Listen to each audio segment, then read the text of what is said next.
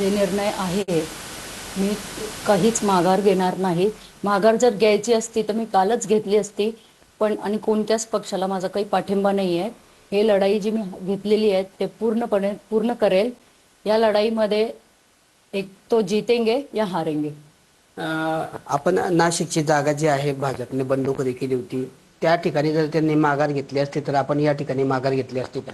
हो, नक्कीच. जर त्यांना आमचं म्हणजे शिवसेनाचे माघार घेतली असती, त्यांच्या विरुद्ध जे त्यांनी केलेलं आहे फॉर्म, त्यांनी माघार घेतली असती तर मी सुद्धा म्हणजे विचार केला असता त्या गोष्टींवर. पण मग त्याचमुळे आपली उमेदवारी कायम राहिली का? तिकडे भाजपची उमेदवारी कायम राहिली म्हणून जळगावमध्ये आपली शिवसेनेची उमेदवारी कायम राहिली का?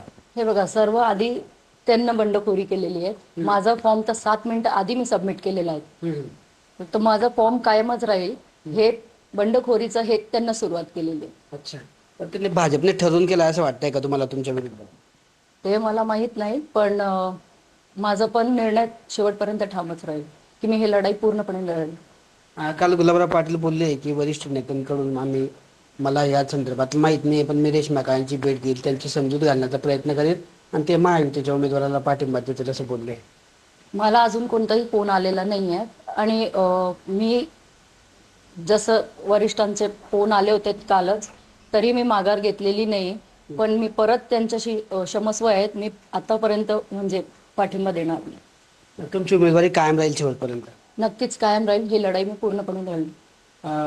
आपण जर बघितलं तर महायुतीमध्ये भाजपचं संख्याबळ जास्त आहे, पक्षीय बलाबल जास्त आहे. अशा पद्धतीने आपण त्यांच्यासमोर आपलं आव्हान असणार आहे का? आव्हान नाही म्हणता येईल, मैत्रीपूर्ण लढाई लढेल मी.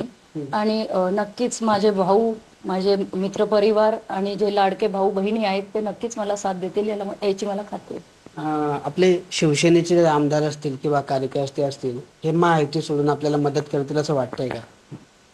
लाडके भावांवर विश्वास आहे आणि बहिणींसुद्धावर विश्वास आहे. ते नक्कीच मला साथ देतील.